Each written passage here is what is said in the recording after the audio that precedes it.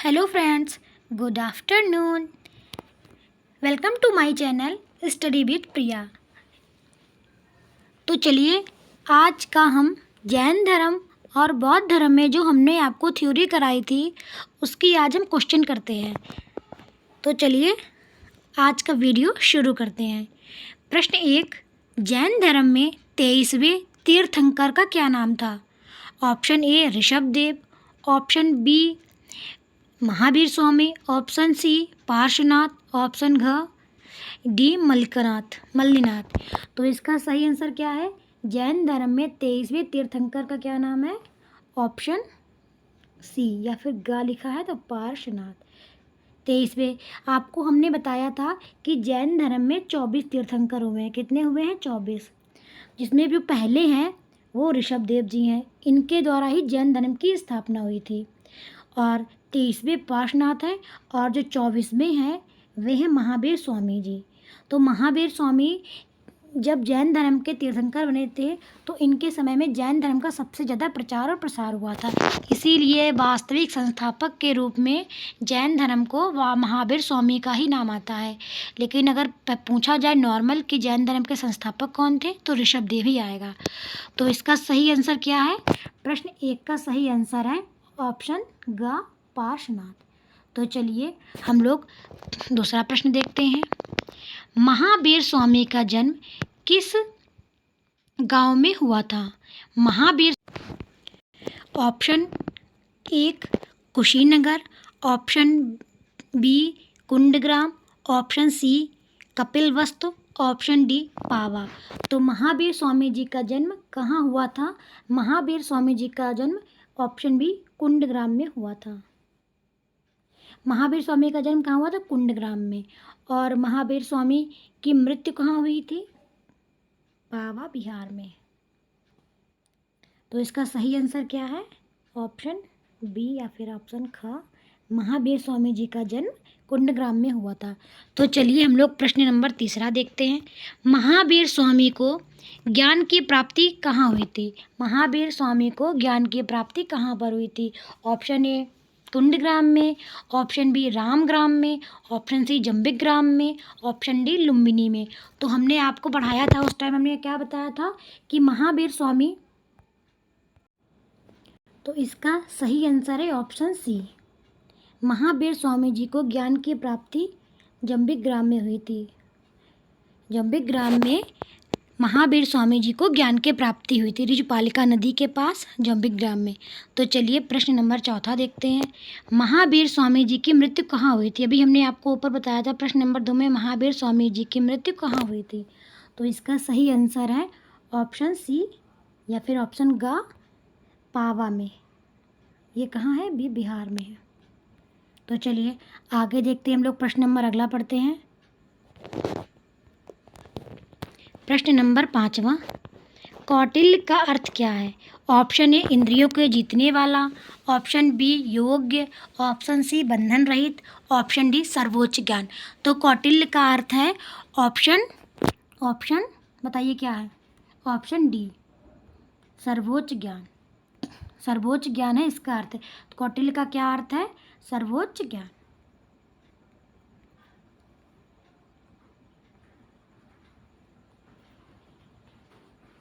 आपको समझ में नहीं आ रही कि मेरी राइटिंग, क्योंकि इसमें लिखने की बिल्कुल आदत ही नहीं है। चलिए हम लोग, फिर भी आप लोग प्लीज़ समझ लीजिएगा। इसमें हमने ऑप्शन तो बिल्कुल साफ साफ दिए हैं, उसमें से देख लीजिएगा। तो चलिए हम लोग प्रश्न नंबर 6 देखते हैं। प्रथम जैन संगीति कहाँ आयोजित हुई थी? हमने आपको बौद्ध संगीति के बारे में बताया था, लेकिन जैन संगीति भी हुई थी और जैन संगीति 2 हुई थी। तो प्रश्न इसमें पूछा गया है प्रथम जैन संगीति कहाँ हुई थी? तो प्रथम जैन संगीति हुई थी पाटलिपुत्र में। कहाँ हुई थी? पाटलिपुत्र में। ऑप्शन 1 है का पाटलिपुत्र में। कहाँ हुई थी? पाटलिपुत्र में। चलिए आगे देखते हैं। प्रश्न नंबर 7वां, दक्षिण भारत के क्षेत्रों में जैन धर्म के प्रचार प्रसार का प्रसिद्धि किसे जाता है? Option A Ashok, option B Chandragupta Maurya, option D C है भद्रवाह, ऑप्शन डी खारवेल। तो इसका सही आंसर है ऑप्शन बी चंद्रगुप्त मौर्य। चंद्रगुप्त मौर्य ने जैन धर्म का प्रचार प्रसार किया था और इन्होंने दक्षिण भारत में, चंद्रगुप्त मौर्य जी ने ही दक्षिण भारत में जैन धर्म का प्रचार प्रसार किया था। और जो अशोक हैं, अशोक किससे संबंधित है? अशोक हैं वो बौद्ध धर्म से संबंधित है। अशोक का संबंध बौद्ध धर्म से, अगर आपसे पूछा जाए अशोक का संबंध किससे है तो ये बौद्ध धर्म से है। अगला देखते हैं प्रश्न नंबर 8वां। भगवान महात्मा बुद्ध का जन्म कब हुआ था? और ऑप्शन ए 483 ईसा पूर्व, ऑप्शन बी 567 ईसा पूर्व, ऑप्शन सी 563 ईसा पूर्व या फिर ऑप्शन डी 540 ईसा पूर्व। तो कब हुआ था महात्मा बुद्ध का जन्म? महात्मा बुद्ध जी का जन्म ऑप्शन सी 563 ईसा पूर्व में हुआ था, 563। और महात्मा बुद्ध जी की मृत्यु कब हुई थी? महात्मा बुद्ध जी की मृत्यु 483 ईसा पूर्व में हुई थी। यह है मृत्यु, और भगवान बुद्ध जी का जन्म हुआ था 563 ईसा पूर्व में। चलिए हम लोग आगे प्रश्न देखते हैं। अगला प्रश्न, बौद्ध ग्रंथों में बुद्ध के गृह त्याग को क्या कहा गया है? Option A Mahaparinirvana, option B Mahabhinishkramana, option C Dharmachakra Parivartan, option D Buddha ज्ञान। तो इसका सही आंसर क्या है? ऑप्शन प्रश्न नंबर 9 का सही आंसर है ऑप्शन बी महाभिनिष्क्रमण। बौद्ध ग्रंथों में बुद्ध जी के गृह त्याग को महाभिनिष्क्रमण कहा जाता है। तो चलिए, और महापरिनिर्वाण किसको कहते हैं अब इसको हम आगे बताएंगे क्योंकि आगे इससे रिलेटेड क्वेश्चन है। चलिए हम आगे पढ़ते हैं। महात्मा बुद्ध ने अपना पहला ज्ञान कहाँ पर दिया था? मतलब पहला जो उपदेश था, जब उन्होंने अपने सारा ज्ञान प्राप्त कर लिया था, तो उसको जब उन्होंने ज्ञान प्राप्त कर लिया था तो उस ज्ञान को पहले कहाँ पर, सबसे पहले कहाँ दिया था?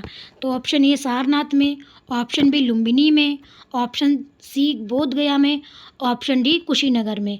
तो इसका सही आंसर है ऑप्शन ए सारनाथ में। सारनाथ में महात्मा बुद्ध जी ने अपना पहला उपदेश दिया था। चलिए हम लोग आगे प्रश्न में बढ़ते हैं। आगे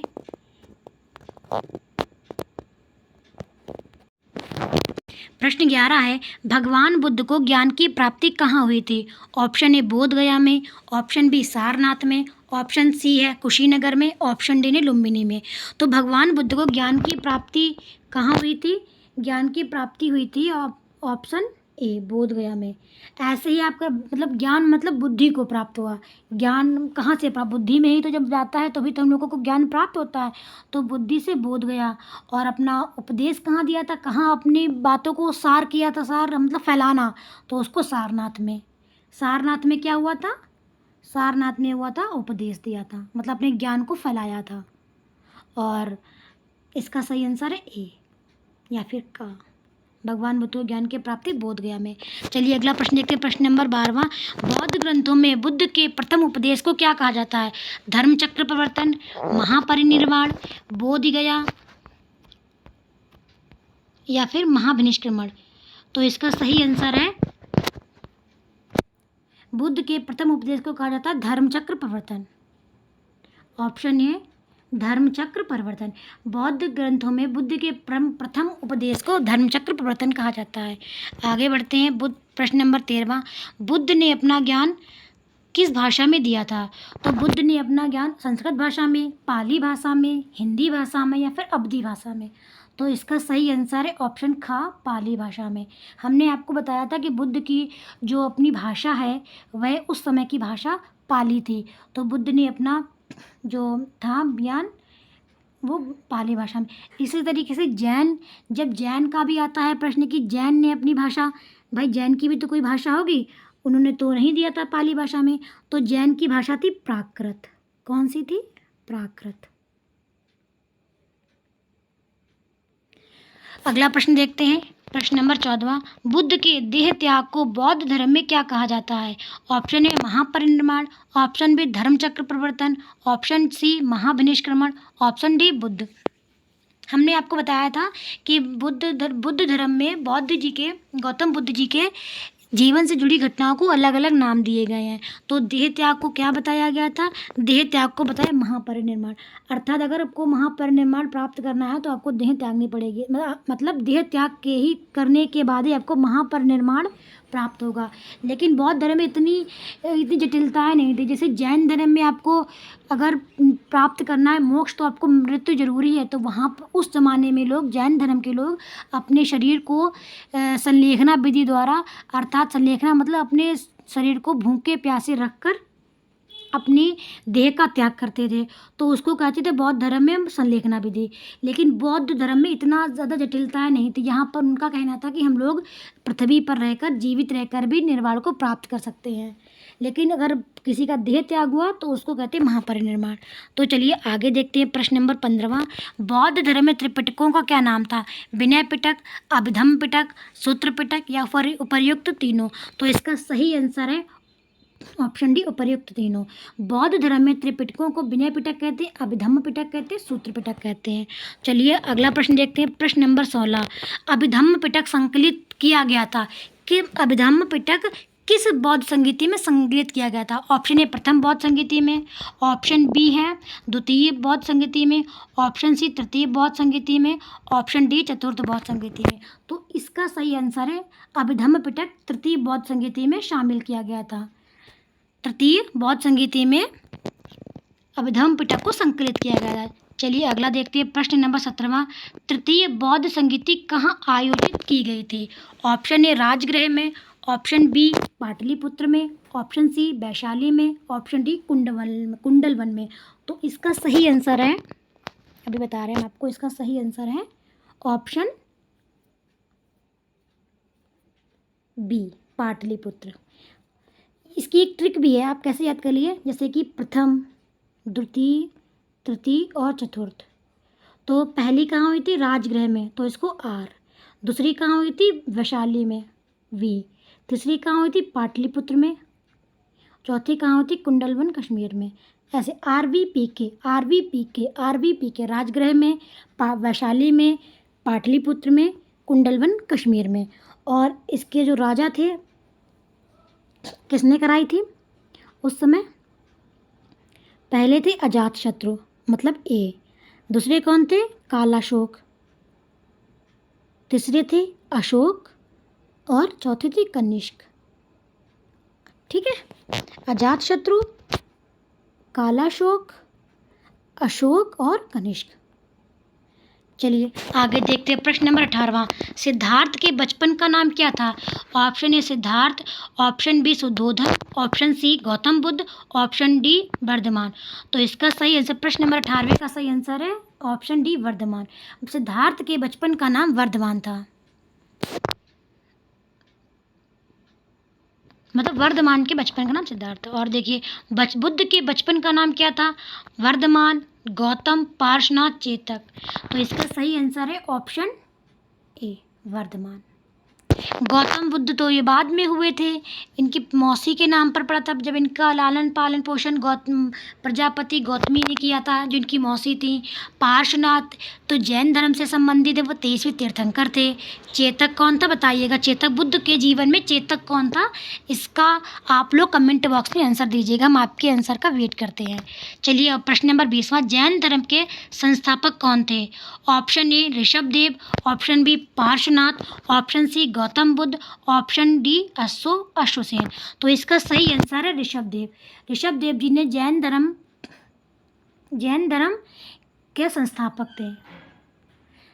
अगला देखते हैं प्रश्न नंबर 21। गौतम बुद्ध या सिद्धार्थ के प्रथम गुरु कौन थे? Option A Alara Kalama, option B Rudra Karamputra, option C Mahakashyap, option D Ashok. तो गौतम बुद्ध जी के प्रथम गुरु थे अलार कलाम। कौन से थे? अलार कलाम, जिनके द्वारा इन्होंने पहली शिक्षा ली थी। लेकिन इनका ये सेटिस्फाइड नहीं हुए थे और ये आगे बढ़कर, इनको उस समय नहीं लगा था कि इनको ज्ञान की प्राप्ति हुई थी, तब ये आगे बढ़ गए थे। फिर इन्होंने एक और गुरु बनाए थे, उसके बाद तब इनको गौतम बुद्ध जी को अपने ज्ञान की प्राप्ति हुई थी। चलिए फिर आगे देखते हैं प्रश्न नंबर 22वां। एशिया का प्रकाश पुंज किसे कहा जाता है? Option A Gautam Buddha, option B Mahavir Swami, option C Rishabhdev, option D Ashok को। तो एशिया का प्रकाश पुंज किसे कहते हैं? ऑप्शन ए गौतम बुद्ध जी को एशिया का प्रकाश पुंज अर्थात लाइट ऑफ एशिया कहते हैं। ये वाला प्रश्न बहुत इंपॉर्टेंट आपके पेपर में आ सकता है। तो चलिए आगे देखते हैं। बुद्ध को ज्ञान की प्राप्ति किस पेड़ के नीचे हुई थी? ऑप्शन ए बट, ऑप्शन बी सागवान, ऑप्शन सी पीपल, ऑप्शन डी नीम। तो इसका सही आंसर है ऑप्शन ए बट। बुद्ध को ज्ञान की प्राप्ति बट के वृक्ष के नीचे हुई थी। और देखते हैं 2 सवाल बचे हैं और देखते हैं प्रश्न 24। बुद्ध ने अपना अधिकांश ज्ञान किस जगह पर दिया था? Option A Shravasti, option B Kaushal, option C Vaishali, option D Kaushambi में। तो इसका सही आंसर है कौशाम्बी में। बुद्ध ने अपना अधिकांश ज्ञान कौशाम्बी में दिया था। अगला आगे बढ़ते हैं। प्रश्न नंबर 25। बौद्ध धर्म का सबसे पवित्र त्यौहार क्या है? वैशाख पूर्णिमा, दीपावली, होली, नवरात्रि। तो बौद्ध धर्म का सबसे पवित्र त्यौहार है वो है वैशाख पूर्णिमा। वैशाख पूर्णिमा ही क्यों है? इसके पीछे कारण है क्योंकि गौतम बुद्ध जी का जन्म भी पूर्णिमा के दिन हुआ था, वैशाख पूर्णिमा के दिन। नंबर 1, जन्म पूर्णिमा के दिन, इनको ज्ञान की प्राप्ति हुई थी पूर्णिमा के दिन, इनकी मृत्यु हुई थी पूर्णिमा के दिन। इसीलिए गौतम बुद्ध का जो सबसे पवित्र त्यौहार है वह वैशाख पूर्णिमा, क्योंकि गौतम बुद्ध जी का जो भी हुआ था वो पूर्णिमा के दिन ही हुआ था। तो आज की प्रश्नोत्तरी यहीं पर समाप्त होती है। आशा करते हैं आज का वीडियो आपको अच्छा लगा होगा और इसके बारे में हमने डिटेल में वीडियो बनाए हैं। कृपया जो लोग इन प्रश्नों को नहीं हल कर पा रहे हैं वो हमारे वीडियो ज़रूर देखें, प्लीज़ ज़रूर देखें। और आपसे आशा करते हैं कि आपको आज का वीडियो मेरा बहुत अच्छा लगा होगा। आज का वीडियो हम यहीं पर समाप्त करते हैं, कल मिलते हैं, तब तक की बाय बाय, टेक केयर। उससे पहले मेरे वीडियो को लाइक करें, शेयर करें और मेरे चैनल को सब्सक्राइब करें। Thank you.